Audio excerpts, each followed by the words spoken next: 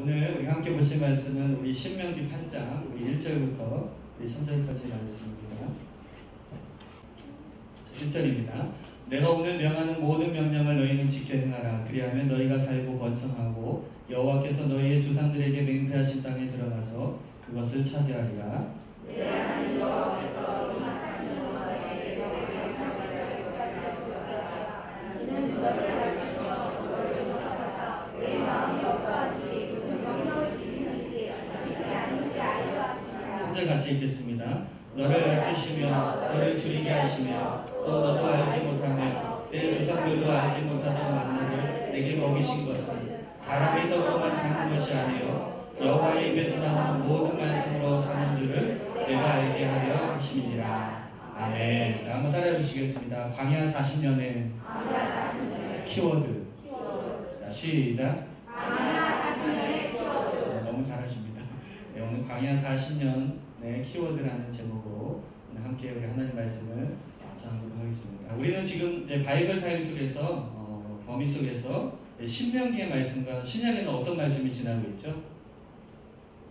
네, 바이블 타임을 읽으신다면 누가복음이 가고 있죠. 네, 신명기 말씀과 누가복음의 말씀이 지나가고 있습니다. 그래서 오늘 이 신명기 8장 1절부터 3절까지의 말씀은 오늘 바이블 타임에 해당되는 말씀이라고 할 수 있습니다. 자, 오늘 제목에 보니까요, 제목에 키워드라는 말이 있는데 여러분 키워드가 뭔지 아십니까? 다 아시죠? 네, 키워드라는 것은 한마디로 핵심 단어라는 뜻입니다. 핵심 단어. 그러니까 핵심 단어. 여러분 공부하는 학생들에게는 주로 많이 쓰이는 이 단어이기도 한데요. 키워드라는 게 여러분 어떤 공부를 할 때 그 어떤 무조건 많이 하는 게 중요한 것이 아니라 그 공부를 할 때 그 문장과 그 문제 사이에서 키워드를 찾아내는 것이 굉장히 중요합니다. 여러분 마찬가지로 하나님께서도 이스라엘 백성들에게 이 광야 40년이라는 문제를 내셨어요. 광야 40년. 몇 년이라고요? 네, 40년이라는. 그런데 이스라엘 백성들은 광야 40년간의 문제를 풀어내야 되는 그런 학생들로서 그 숙제를 이제 해나가고 있는 것입니다. 자, 민수기 14장 34절 보겠습니다. 민수기 14장 34절 시작. 너희는 그 땅을 정탐한 날 수입 40일의 하루를 1년으로 쳐서 그 40년간 너희의 재앙을 담당할지니 너희는 그래서야 내가 싫어하면 어떻게 되는지를 알리라 하셨다. 네, 여러분 이 말씀을 보게 되니까 왜 40년이 되는가 우리는 알 수 있습니다. 여러분 이스라엘 백성들 중에 12명의 정탐꾼들이 그 가나안 땅을 정탐하게 되죠. 그들이 며칠 동안 정탐을 합니까? 40일 동안. 근데 그 가운데 40일을 정탐하고 돌아와서 10명이 어떤 평가를 하게 되죠? 악평을 하게 되죠. 그렇죠? 2명이 믿음의 발언을 하게 되죠. 근데 사람들은 어디를 따르게 됩니까? 10명이 악평을 따르게 되면서 하나님께서 이제 그것을 보시고 너희가 말한 대로 내가 그대로 해주겠다라고 하면서 40일의 하루를 1년으로 쳐서 40년간 이 광야를 돌게 하신 것입니다. 그러니까 이 40년간이라는 이 문제가 이스라엘 백성들에게 주어지게 되는 것입니다. 어쩌면 우리가 보게 되니까요, 이스라엘이 이제 학생으로 친다면 이렇게 질문하고 있는 것 같습니다. 우리는 왜 이 문제를 풀지 못했는가? 쉽게 풀 수 있는 것을 왜 풀지 못했는가? 또한 왜 우리는 이 문제 앞에서 무너지고 말았는가? 또 왜 우리는 이 문제를 40년 만에 풀 수밖에 없었는가? 네, 그 문제에 이제 봉착하게 되는 것이죠. 이제 40년, 어쩌면 정확하게 말하면 이제 38년이라고 될 수 있는데요. 이 38년째 되는 해에 모세는 이스라엘 백성들, 즉 이세들에게 신명기를 통해서 다시 설교를 하고 있는 것입니다. 여러분 신명기에서는요, 정확히 모세의 세 편의 고별 설교로 구성되는 것을 볼 수 있습니다. 그러니까 신명기인데요, 그 가운데서는 모세의 세 편의 그 설교가 있다라고 볼 수 있습니다. 설교한 장소는 어디냐면요, 바로 가나안 땅을 바로 입성하기 전인 모압 평지라고 할 수 있습니다. 그러니까 가나안 땅에 모세가 들어갑니까? 못 들어갑니까? 못 들어가죠. 그러니까 못 들어가니까 마지막에 어떻게 해요? 이 설교를 하고 이제 모세는 사라지게 되고 이 세대들이 이제는 그 가나안 땅으로 들어가게 되는 것이죠. 자, 이제 모세 선생님은 이스라엘의 2세대들, 그러니까 다음 세대들이죠. 광야에서 얻는 키워드를 오늘 신명기 8장, 오늘 우리가 보고 있는 이 8장에서 정석으로 가르쳐주고 있는 것을 보게 됩니다. 여러분 예전에 수학 참고서로 유명한 참고서가 있죠. 무엇입니까? 네, 다 아시네요. 네, 수학의 정석이라고 있습니다. 아주 유명하죠. 네. 마찬가지로 여러분 모세는 이 신앙의 정석을 오늘 광야 40년이라는 이 공식을 통해서 세 가지 키워드로 오늘 제시하고 있는 것입니다. 그래서 오늘 광야 40년간을 통해서 얻는 키워드를 통해서 우리가 이 말씀 가운데서 이 신앙의 정석을 우리 함께 살펴보고자 합니다. 그래서 오늘 이 세 가지로, 이 키워드가 몇 가지라고요? 네, 세 가지로, 오늘 세 가지만 잘 알면 됩니다. 이 세 가지의 키워드를 통해서 우리가 함께 귀한 메시지를 얻고자 합니다. 자, 첫 번째입니다. 광야 40년에서의 얻는 첫 번째 키워드는 우리가 무엇일까? 네, 무엇일까? 한번 따라해보겠습니다. 기억하라. 다시 한번 기억하라. 네, 기억하라입니다. 8장 2절입니다. 8장 2절 같이 읽어보겠습니다. 시작. 내 하나님 여호와께서 이 40년 동안에 내게 광야 길을 걷게 하신 것을 어떻게 하라고요? 네, 기억하라는 것입니다. 광야의 길을 걷게 하신 것을 기억하라. 이 광야의 길을 누가 걷게 하셨다고요? 네, 하나님께서 걷게 하셨다는 것이죠. 여러분, 어떻게 보면요, 기독교 신앙은 이 기억의 종교라고 부를 수 있습니다. 하나님께서 이스라엘 백성들에게 내리신 말씀과 제사, 절기들을 보게 되면요, 우리 모두 하나님을 기억하기 위한 장치들이라고 할 수 있습니다. 그러니까 말씀들, 그 다음에 제사, 절기들을 보면요, 하나님을 어떻게 기억하는가, 그 장치들이라고 할 수 있는데, 그러니까 신앙생활을 잘 하려면 그 장치들을 잘 활용해야 된다는 것이죠. 여러분, 이스라엘 백성들에게 있어서 하나님을 기억하기 위한 장치들로서 대표적인 것이 무엇이겠습니까? 여러분, 우리가 잘 알고 있는 여러분 6장에 따라해보겠습니다. 쉐마 이스라엘. 네, 여러분 쉐마 많이 들어보셨죠? 쉐마. 히브리어로 쉐마, 들으라 이스라엘인데요. 그 본문을 보게 되면 하나님께서 이스라엘 백성들로 하여금 하나님의 말씀을 어떻게 기억하게 하셨는가, 그것을 우리가 잘 볼 수 있습니다.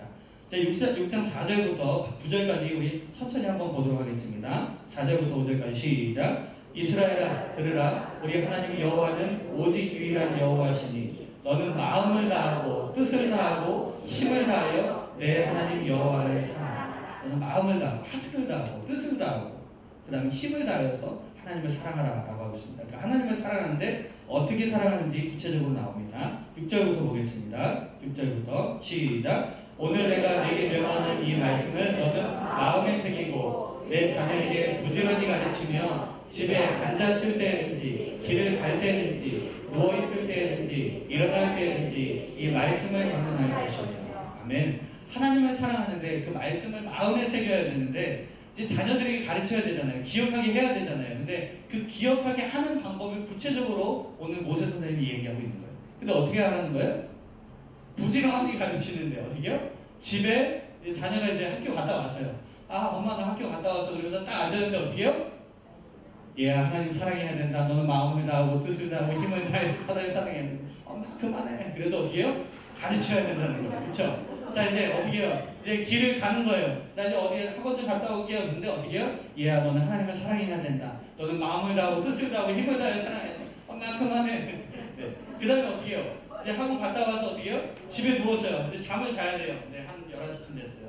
잠을 자려고 하는데 어떻게요? 예, 엄마가 자장가 불러줄게 하면서 어떻게요? 너는 마음을 다하고 뜻을 다하고 힘을 다해서 하나님을 사랑해야 된다. 막 귀가 따갑도록 듣는 거예요. 그리고 뭐 아침에 벌떡 일어나니까 어떻게 해요? 예. 하나님을 사랑해야 된다. 그러니까 아주 그냥 귀에 딱지가 얹어지도록 이 말씀을 강론할 것입니다. 정말 그런 것입니다. 자, 그 다음에 이제 더 놀랍습니다. 8절부터 보게 되니까요. 시작. 너는 또 그것을 내 손목에 베어 기호를 삼으며 내 미간에 붙여 표로 삼고 또 내 집 문설주와 바깥문에 기록하지. 그렇게 기록한 다음에 자녀들이 이제 귀에 딱지가 가라앉도록 이제 그것을 들었잖아요. 근데 어떻게 해요? 이제 손목에 혼자 있을 때 좀 이 말씀을 벗어날까 했는데 어떻게 손목을 딱 피니까 뭐예요? 여기 엄마가 밤에 잘 때 딱 말씀을 어떻게 해요? 매는 거예요. 손목에 매어서 기호를 삼고 손목을 매어서 참고 그 다음에 어떻게 해요? 미간에 눈썹 사이에 어떻게 붙여서 표를 삼고 네. 모든 생각의 기준을 뭐예요? 말씀으로 삼으라는 것이죠. 그렇죠? 그 다음에 뭐예요? 집에 문설주는 뭡니까? 기둥입니다. 기둥. 양쪽 기둥에도 말씀이 새겨져 있어요. 너는 마음을 다하고 힘을 다하고 뜻을 다하여 내 하나님을 사랑하라. 그리고 어떻게 바깥문에도 그러니까 밖에서 나갈 때와 들어갈 때 다 볼 수 있도록 하라는 거예요. 그러니까 이것은 무엇이냐면 우리의 삶의 전 영역 속에서 뭐예요? 하나님을 사랑하고 하나님의 말씀을 기억하라는 것입니다. 할렐루야. 아멘. 그런 걸 보면요, 우리가 집에 여러분 액자에 붙이는 거, 또 우리 가까운 책상에 있는 액자들, 그 다음에 차에다도 붙여놓고 여러분 적극적으로 많이 붙여놓으시길 주님의 축원합니다. 그냥 내가 보이는 것마다 그냥 말씀이 얘기해요. 근데 보통 우리가 신방 가게 되면 딱 신방에 이렇게 그 거실 보이게 되잖아요. 그러면 막 어떤 가정에서는, 어떤 집사님 가정에서는 정말 막 방마다 말씀이 붙여져 있고 또 이렇게 그 TV 장 위에도 이렇게 말씀이 있는 것들 볼 때마다 얼마나 좋은지 모르겠어요. 그래서 날 보이는 곳에 하나님의 말씀이 있게 되면요, 그것이요 여러분 아무것도 아닌 것이지만 자녀들이 그냥 무심코 가다가 근데 어느 순간 그 말씀이 우리 가운데 결정적인 순간에 능력으로 나타날 수 있다는 것입니다. 아멘. 네, 제가 어렸을 때 그랬습니다. 저희 집에도 그랬거든요. 굉장히 그런 말씀들이 많이 붙여져 있었어요. 말씀들이 써져 있고 또 차에도 있고요. 테이프를 틀면 뭐 다 찬송가였으니까. 근데 그 어렸을 때 배웠던 찬송가들 다 찬양들이 지금 저에게 다 도움이 되고 저에게 다 지금 은혜로 다가오고 있습니다. 그때는 몰랐어요. 왜 이런 것만 듣나? 그때 당시에 막 유행가 도 얼마나 많습니까? 그런데 지금에 와서야 그것을 깨닫는 것이죠. 그것은 제가 어렸을 때 들었던 그 찬양 테이프 중에 데콜로레스 찬양이 있어요. 한 10년 됐을 것입니다. 그때는 전혀 이해 안 가는 내용들이었어요. 막 노래하는 어부들 그래가지고 쿵짝짝 하면서 왜 이런 걸 듣지? 왜 이런 걸 부르지? 나랑 아무 상관이 없다라고 생각했어요. 근데 주님의 영광께 오니까 어떻게요? 클로링 캠프가 있어. 어디서 많이 들어본 거예요. 데콜로레스였어요. 네, 그래서 그렇구나. 하나님이 다 이렇게 예비하신 것들이 있었구나. 네, 여러분 가까운 곳에 하나님의 말씀을 기억하는 도구들을 많이 드시길 주님의 이름으로 축원합니다. 네, 또 하나님의 말씀을 기억하기 위한 장치들이 또 무엇이 있습니까? 이스라엘 백성들의 절기가 있다는 것이죠. 매 7일에 한 번씩 오는 뭐가 있습니까? 안식일이 있었죠. 그렇죠? 7년을 주기로 있는 안식년이 있었고 50년마다 한 번씩 오는 희년이 있었습니다. 그리고 매월 첫째 날 초하루에 하는 우리 교회도 하는 뭐가 있었습니까? 월삭이 있었습니다. 그리고 1월 1일에 해당되는 나팔절이 있었고 또 모든 사람의 죄를 회개하는 속죄일이 있었고 이 모든 것들은 뭐예요? 하나님을 기억하기 위해서 여호와를 기억하기 위해서 주어졌다. 네. 이런 절기적인 그 장치들이 있었던 것입니다. 하나님의 말씀을 기억하기 위한 장치들이었던 것이죠. 네, 여러분 성경에 보면요, 이런 하나님의 말씀들을 기억하지 못하였을 때 일어나는 폐해들이 있습니다. 그런 일들이 있었죠. 여러분 우리가 잘 알고 있는 아담과 하와의 실패는 무엇으로부터 나오게 됩니까? 창세기 2장 17절에 정령 죽으리라. 내가 이것을 먹으면 정령 죽으리라라는 말씀의 기억의 실패로부터 나오게 되는 것입니다. 또 사울의 실패는 어디로부터 나옵니까?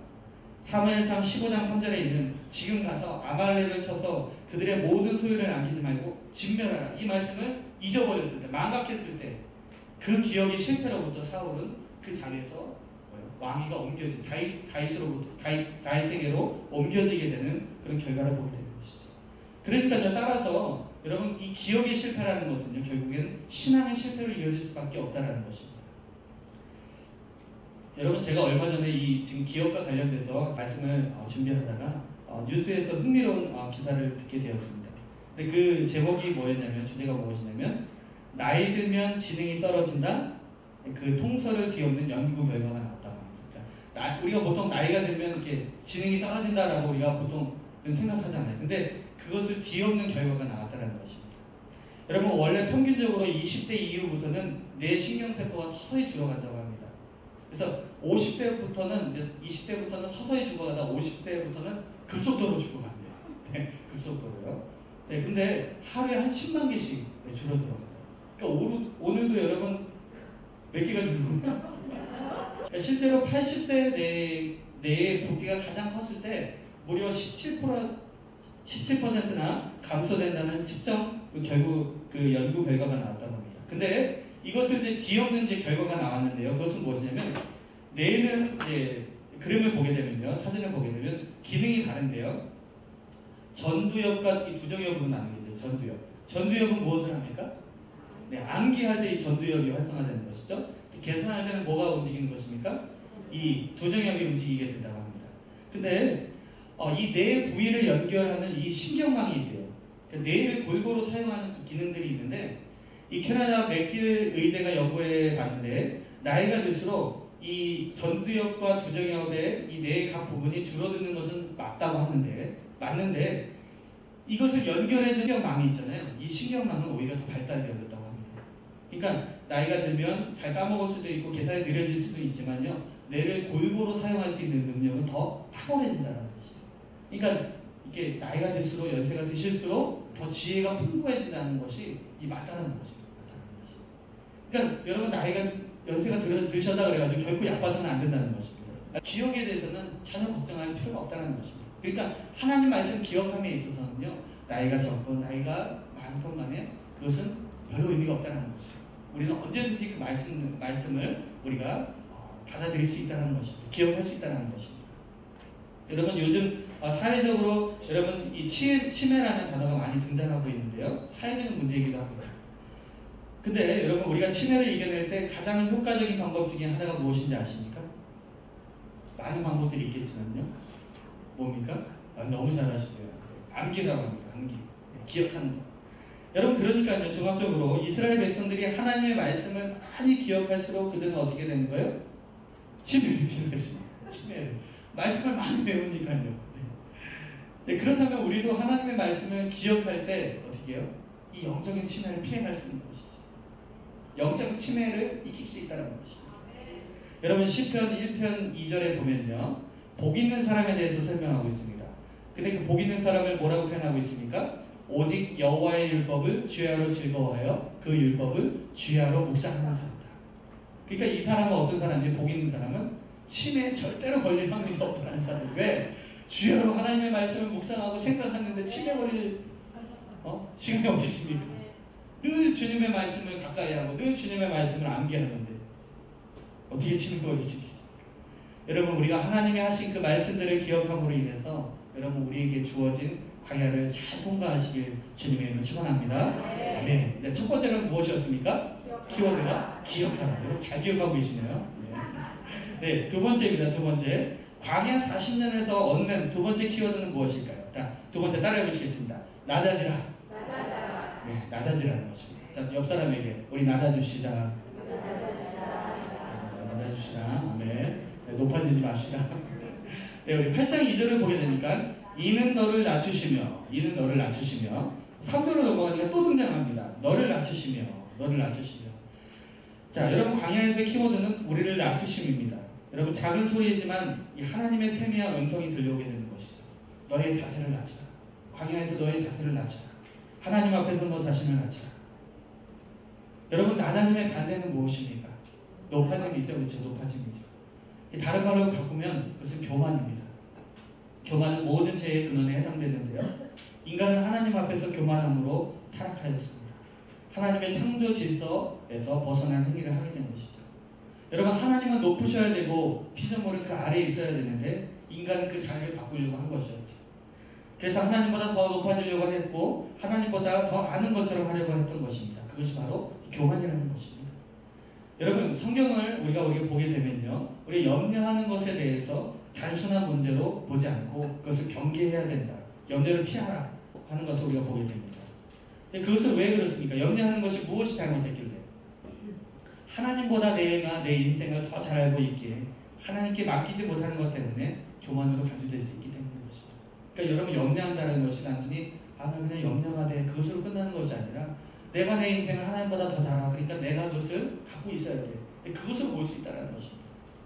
여러분 하나님께서 12 정탐꾼에게 가나안 땅을 40일 동안 정탐케 하신 것은 그 아름다운 땅을 탐지하고 오히려 믿음을 갖게 하려는 것이었습니다. 그러나 그 10명의 정탐꾼은 그 가나안 땅의 아름다움을 본 것이 아니라 그들의 군사력과 그들의 거대함을 누리게 되었던 것이죠.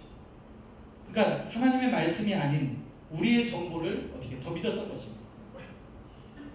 그러니까 하나님의 말씀이 아닌 우리가 본 정보가 맞다. 그러니까 그런 판단 아래 그들은 자신들이 갖고 있던 정보로서 백성들을 혼란에 빠뜨렸던 것입니다. 하나님보다 우리들이 가진 정보가 더 옳았다. 내가 옳았다. 그것이 바로 교만이었던 것입니다. 그것이 바로 높아짐이었던 것입니다. 여러분 혹시 우리 CCM 찬양 중에 혹시 소원이라는 찬양을 아십니까? 네, 저도 참 좋아하는 찬양인데요. 이 꿈이 있는 자유라는 그 CCM 가수가 불렀던 찬양입니다. 소원. 제가 가사를 한번 천천히 읊을 테니까 한번 여러분 음미해 보시기 바랍니다. 그 가사입니다. 삶의 작은 일에도 그 마음을 알기 원하네. 그 길, 그 좁은 길로 가기 원해. 나의 작음을 알고 그분의 크심을 알며 소망, 그 깊은 길로 가기 원하네. 저 높이 솟은 산이 되기보다 여기 오름직한 동산이 되길, 내 가는 길만 비추기보다는 누군가의 길을 비춰준다면 내가 노래하듯이 또 내가 얘기하듯이 살길, 난 그렇게 죽기 원하네. 삶의 한 절이라도 그분을 닮기 원하네. 사랑, 그 높은 길로 가기 원하네. 좁은 길로 가기 원하네. 깊은 길로 가기 원하네. 아멘. 이 찬양 가사에 보게 되면요, 이 아는 가사 중에 보면요, 다가오는 부분이 있습니다. 나의 작음을 알고 그분의 크심을 알며, 그러니까 나의 작음을 알고 그분의 크심을 알며 소망, 그 깊은 길로 가기 원하네. 여러분, 그렇습니다. 여러분, 신앙이라는 것은 바로 나의 작음을 온전히 아는 것, 나의 약함을 온전히 아는 것, 그것이 전부라는 사실을 여러분 믿으시기 바랍니다. 그러니까 나의 작음을 아는 거예요, 신앙은. 그리고 그분이 위대하시고 그분이 크시다는 것을 어떻게 해요? 온전히 인정하는 것입니다. 할렐루야. 그렇기 때문에 어떻게 해요? 주님만이 필요한 거예요. 왜? 나의 작음을 알기 때문에. 내가 하나님 앞에서 얼마나 작은 존재인지, 얼마나 비약한 존재인지, 연약한 존재인지를 알기 때문에 하나님이 더 필요한 것입니다. 그리고 하나님을 어떻게 해요? 더 갈망할 수 있는 것입니다. 바로 이것입니다. 그런데 우리의 문제는 여전히 내가 할 수 있다는 게 너무 많다는 거예요. 내가 할 수 있는 것이. 그래서 내가 손쓸 수 있는 방법들이 너무나 많고 내가 해결할 수 있는 방법들이 너무나 많아서 어떻게 해요? 결정적인 순간에 하나님 앞에 무릎 꿇지 않는다는 것이죠. 왜 점점 무릎 꿇는 일이 적어지는 것입니까? 여러분, 왜 점점 하나님 앞에서 신음하는 시간이 적어지는 것입니까? 내 방법이 옳은 것 같으니까, 내 정보가 옳은 것 같으니까. 그래서 하나님 앞에 무릎 꿇지 않고 낮아지지 않는 것이죠. 제 자랑은 아니지만 저는 대학 시절에 추억이 많이 있습니다. 여러분도 많겠지만요. 사실 저는 한국대학교 대학생 선교회라는 그 선교회에 소속되어져서 거기서 왕성한 활동을 이렇게 했습니다. 그러니까 동아리 활동을 하니까 얼마나 재밌겠습니까? 대학 시절에, 철 모르는 시절에. 근데 얼마나 많은 동아리 친구들이 많았는지 또 선후배들도 많았습니다. 제가 한 군대 제대할 때쯤 되니까요, 막 부흥이 돼가지고요. 제가 없을 동안에 부흥이 됐더라고요. 한 100여 명 이상이 됐어요. 100여 명 이상. 여러분, 기독교 동아리 지금 100여 명 이상 된다는 것은 굉장한 겁니다. 바글바글해요. 동아리만 막 다 들어가지도 못해요. 그래서 막 교실 빌려가지고 막 챔플 드리고 했었습니다. 근데 이제 어느 날 제가 한 4학년 때쯤 됐을 때, 졸업 때쯤에 저한테 아주 큰 두려움이 찾아왔어요. 그건 뭐냐면요, 저 안에 한 가지 그 아주 중대한 물음이 있었는데요. 그 물음이 무엇이냐면, 나는 도대체 그동안 무엇을 위해서 열심히 살아왔는가? 열심히 동아리 활동을 했는가? 나는 나름대로 잘한다고 선교 활동 열심히 했는데 정작 하나님 앞에서는 자신이 없는 거예요. 하나님 앞에서. 사람들한테 보여줄 때는 거기서는 뭐 순장님 그렇게 불렀으니까 나름대로 뭐 한다고 하고 성경 공부도 가르치고 전도도 하고 했다고 하지만 하나님 앞에서 자신이 없는 거예요. 부끄러운 거예요. 그러니까 그 두려움이 앞서게 되니까 도저히 사람들 앞에서 제 자신을 보일 수가 없었던 거예요. 그래서 그 두려움이 앞서게 되면서 찾았던 곳이 지혜관이라는 그 건물이 있는데 그 지하 기도실입니다. 아주 캄캄하고 음침한 곳이에요. 그런데 충격적인 사실은 제가 그 지하 기도실로 들어가서 나름대로 기도한다고 외쳤는데 15분도 기도를 못합니다. 15분도 못합니다. 지쳐가지고. 그리고 뭘 기도해야 될지도 모르겠고. 그래서 이래서는 안 되겠다 싶어가지고 무조건 지하 기도실에 가면 1시간 이상씩 막 무릎을 꿇었어요. 기도가 되든 안 되든 하여튼 해보자. 그래서 이제 강대상이 이렇게 있으면 강대상 밑에가 제일 은혜 받는 것 같아가지고 여기서 이제 방석 깔고 기도했습니다. 불 다 꺼놓고요. 아무도 없어요. 여기. 아무도 모르는 곳입니다. 그냥 기도만 했습니다. 그리고 하나님께서 내 길을 인도해달라고, 그리고 내 인생을 주관해달라고, 또 어떨 때는 그렇게 하나님의 음성이 듣고 싶었던 거예요. 남들은 다 들었다는데 나는 왜 하나님의 음성을 못 들을까? 여러분, 그런 기도 안 해보셨습니까? 하나님 좀 직접 좀 들려주세요. 네. 좀 라이브로 좀 들려주세요. 남들이 한 거 제가 듣지 않게 하시고 좀 라이브로 좀 들려주세요. 근데 여러분, 들었을까요? 못 들었을까요? 못 들었어요. 그렇게 했는데도 못 들었어요.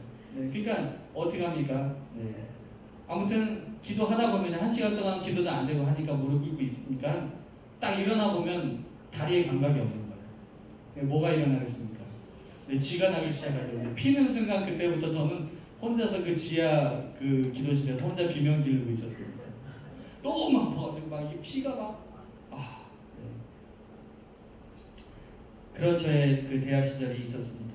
암흑의 시절인 것이죠. 어두운 시절인 것이죠.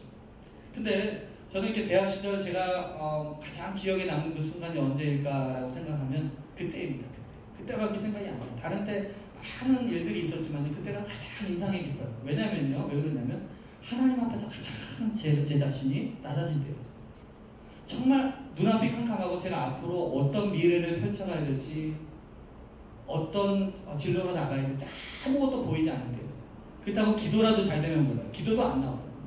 그냥 있는 거예요. 그냥 버티는 거예요. 거기서 어린아이처럼 엎드리게만 됐습니다. 그러나 시간이 지나게 되니까 그 시간들이 결코 헛된 시간이 아니라는 것을 하나님은 알게 하셨습니다. 그것이 바로 지금 저를 버티게 하는 기도였구나. 그 하나님 앞에서 간절하게 부르짖었던 시간을 통해서 지금 이 순간을 하나님은 또 이뤄가게 하시는구나 라는 것을 깨닫게 되었습니다. 여러분 하나님 앞에서 진지하게 엎드려 보신 적이 언제이십니까? 여러분 언제 하나님 앞에 엎드려 보셨습니까? 또 하나님 앞에 처절하게 울부짖어 보신 적이 언제이십니까? 혹시 내 안에 내가 너무 많아서 내 인생의 주인이 나인 것처럼 혹시 살아가지는 않으십니까? 여러분 우리는 높아짐에서 낮아짐으로 가야 될 줄 믿습니다. 어디로부터요? 교만한 자아로부터 우리는 나와야 한다는 것입니다. 하나님 없는 방황한 자아로부터 또 내가 주인 된 삶으로부터 우리는 낮아져야 된다는 것입니다. 여러분 야고보서 4장 10절에 보면 이렇게 말씀하고 있습니다. 주 앞에서 낮추라 그리하면 주께서 너희를 높이시리라. 주 앞에서 낮추라 그리하면 주께서 너희를 높이시리라. 여러분 하나님 앞에서 무릎 꿇는 인생은 결코 부끄러운 무릎이 아니라는 사실을 믿으시기 바랍니다. 이것이야말로 가장 아름다운 무릎인 것이죠. 그 무릎 꿇고 낮아진 자에게 하나님은 반드시 상 주시는 이심을 여러분 믿으시길 주님의 이름으로 축원합니다. 아멘. 자 이제 우리는 마지막 광야 40년에서 얻는 세 번째 키워드를 우리 함께 보기 원합니다. 첫 번째는 무엇이었습니까? 기억하라. 네, 잘 기억하고 계십니다. 두 번째는 무엇입니까? 낮아져라. 너무 잘하고 계십니다.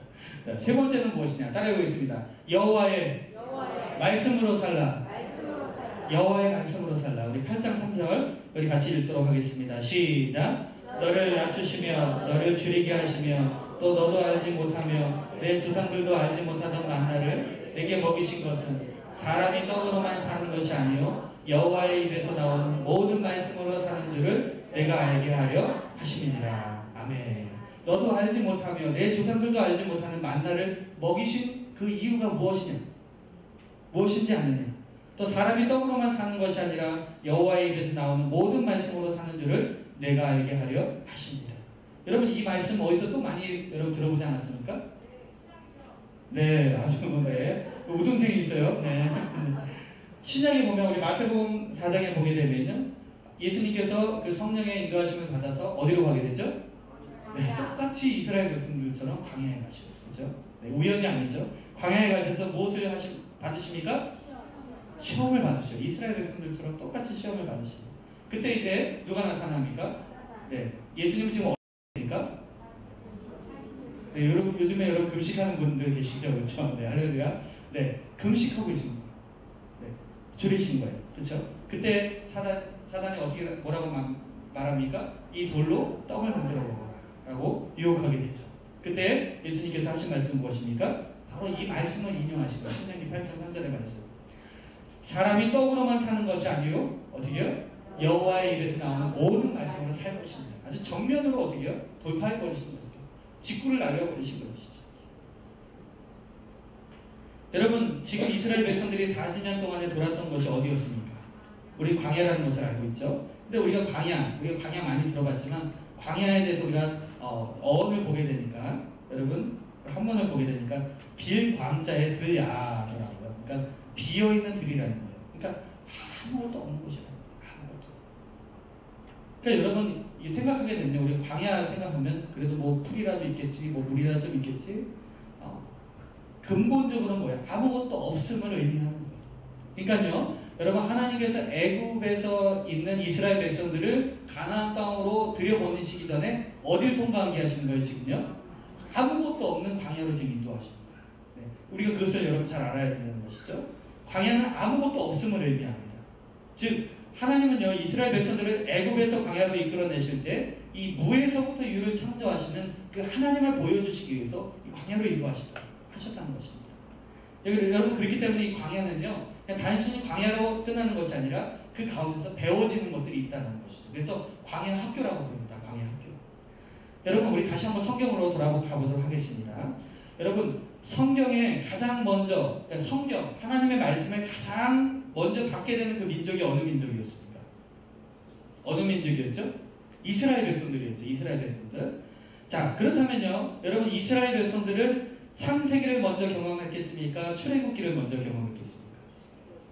창조를 먼저 경험했겠어요? 아니면 출애굽을 먼저 경험했겠어요? 그렇죠. 네. 역사적으로는요 여러분 창조가 먼저 있는 것이 맞습니다. 그러나 성경을 가장 먼저 경험했던 민족인 이 이스라엘 백성들은 출애굽을 먼저 경험합니다. 네. 그러니까 역사적으로는 창조가 먼저지만 신앙적으로는 어떻게요? 출애굽을 먼저 경험하는 것입니다. 여러분 이걸 우리가 잘 알아야 됩니다. 이건 어떤 거와 같은 거냐면요. 여러분 우리가 하나님을 믿게 되니까 하나님을 신앙적으로 믿게 되니까 어떻게 하는 거예요? 하나님이 우리를 창조하셨고 하나님이 온 우주 만물을 창조하셨다는 것을 아는 것처럼요. 우리가 이스라엘 백성들은요. 그 구원의 하나님을 먼저 경험한 다음에 그 다음에 어떻게 해요? 창조의 하나님을 나중에 모세로부터 알게 되었다는 사실인 것입니다. 여러분 다시 말하면요. 이스라엘 백성들에게 이 창세기의 말씀들은 모두 하나님의 역사의 이 핵심을 지니고 있는 것을 우리가 알게 되는 것입니다. 여러분 지금 이스라엘 백성들의 있는 곳 광야는 어느 곳입니까? 비어있는 들입니다. 비어있는 들. 자 여러분 모세와 조상들을 통해서 구전으로 이 이스라엘 백성들은 창조의 이야기를 듣게 될 것입니다. 그러면 그 창조의 이야기를 들을 때 창세기 12장으로 오게 되면 어떤 이야기가 있습니까? 여러분? 아브라함의 이야기를 듣게 되겠죠? 그렇다면 여러분 반드시 거기서 빠지지 말아야 될 이야기가 있습니다. 그것은 무엇입니까? 창세기 12장에 가기 전에 11장에 보면요. 아브라함의 이야기가 있는데 아브라함의 아내에게 뭐가 없었다? 태에 아기가 없었다. 네. 아기가 없었다라고 이야기하고 있습니다. 네. 태가 없었다. 네. 즉 여러분 이스라엘 백성들이 지금 광야로 나왔을 때 아무것도 없는 빈들 가운데서 이제 창세기의 하나님을 이제 알게 되었을 때 이 창조의 이야기를 듣게 되고 또 아브라함의 이야기를 듣게 되었을 때 거기에 누가 있게 되냐면 이 사라의 이야기를 듣게 됩니다. 비어있는 상태. 그러니까 아무것도 없는 무의 상태를 이야기를 듣게 되는 것입니다. 이것은 무엇을 말하느냐? 바로 사라의 태는 무의 상태이고 아무것도 없음. 그러니까 나승의 그런 상태라는 것입니다. 여러분 창세기 1장을 한번 보겠습니다. 창세기 1장을 보게 되면요. 창세기 1장 1절부터 3절까지 시작. 태초에 하나님이 천지를 창조하시니라. 땅이 혼돈하고 공허하며 흑암이 깊음 위에 있고 하나님의 영은 수면 위에 운행하시니라. 하나님이 이르시되 빛이 있으라 하시니 빛이 있었고. 아멘. 여러분 땅이 공허하고 혼돈하고 공허하고 흑암이 깊은 상태에 있었다라는 것은요. 이 사라의 태에 아무것도 없었다라는 것하고 똑같은 의미인 것입니다. 이때 여러분 이 혼돈하고 땅이 혼돈하고 공허하고 흑암이 깊은 상태에서 하나님이 어떻게 하시니까 빛이 있었습니까? 하나님이 말씀하시니까 어떻게 해요? 빛이 있었고 라고 하고 있습니다. 할렐루야?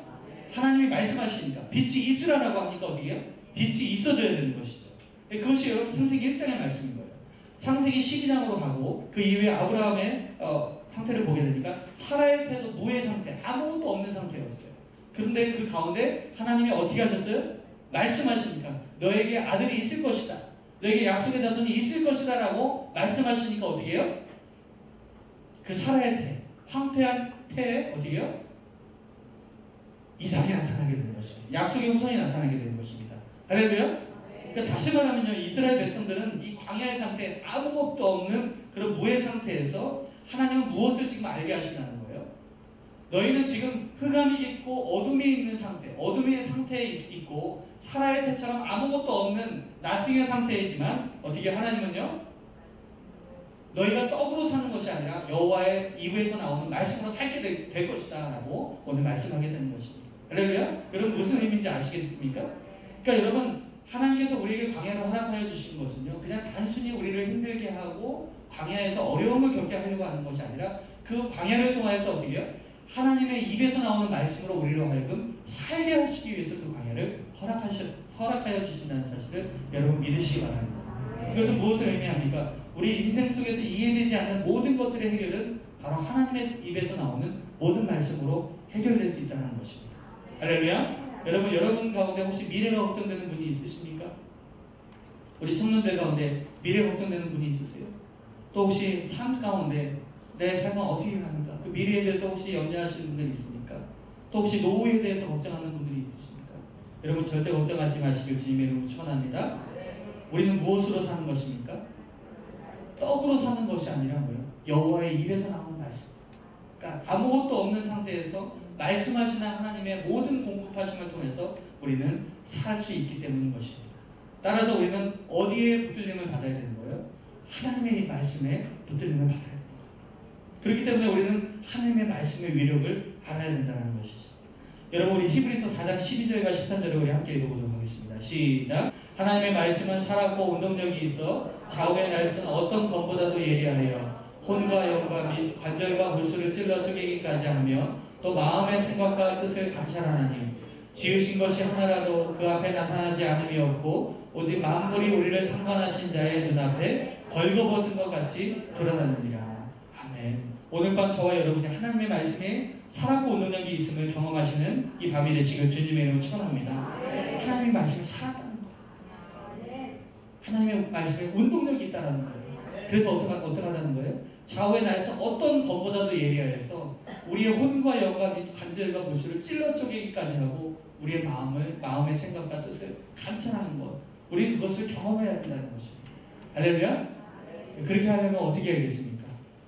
우리가 하나님의 말씀을 가까이 할 수밖에 없는 거예요. 가까이 해야 된다는 것이죠. 가까이 해야 된다. 오늘 밤 저와 여러분이 그 살아계신 하나님의 말씀이 우리의 마음과 생각과 뜻을 어떻게 감찰하시는지 또 하나님의 말씀 앞에 두려움으로 서는 저와 여러분 되시기를 주님의 이름으로 축원합니다. 아멘. 자 이제 우리 한번 정리해 보도록 하겠습니다. 우리는 이 광야 40년간의 그 시간을 통해서 얻는 키워드 3가지를 우리가 함께 살펴보았습니다. 오늘 이 3가지만 기억하면 돼요. 네, 그러면 이제 나머지는 생각날 거예요. 네, 첫 번째는 무엇이었습니까? 네, 기억하라. 자, 옆 사람에게 기억하십시오. 기억하십시오. 하나님의 말씀을 기억하시기 바랍니다. 두 번째는 무엇입니까? 낮아지라. 자, 낮아지십시오. 네, 누구 앞에서요? 하나님 앞에서 낮아지는 것입니다. 네, 낮아지십시오. 네. 그 다음에 세 번째는 무엇입니까? 여호와의 입에서 나오는 말씀으로 사는 것. 아멘. 네. 네. 옆 사람에게 여호와의 말씀으로 사십시오. 여러분 이 3가지 키워드를 마음에 새김으로 인해서 여러분이 인생의 광야 가운데 잘 통과하셔서 궁극적인 여러분 가나안까지 승리하고 입성하는 저와 여러분 되시길 주님의 이름으로 축원합니다.